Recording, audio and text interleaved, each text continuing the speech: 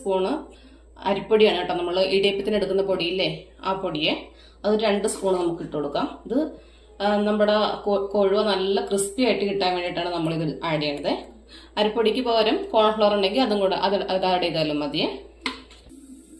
ഇനി നമുക്ക് ഇതിലേക്ക് 1 സ്പൂൺ വെളിച്ചെണ്ണയും കൂടെ ചേർത്തിട്ട് നമുക്ക് നല്ലതുപോലെ ഒന്ന് മിക്സ് ചെയ്തെടുക്കാം.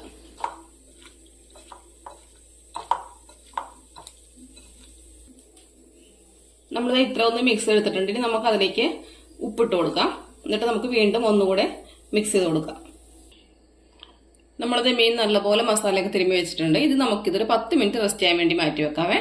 നമ്മുടെ എണ്ണ നല്ലപോലെ ചൂടായി വരുന്നുണ്ട്. നമുക്കിനി അതിലേക്ക് നമ്മൾ നേരത്തെ മുളക് തിരുമ്മി വെച്ചിരുന്ന മീൻ ഇട്ട് കൊടുക്കാവേ.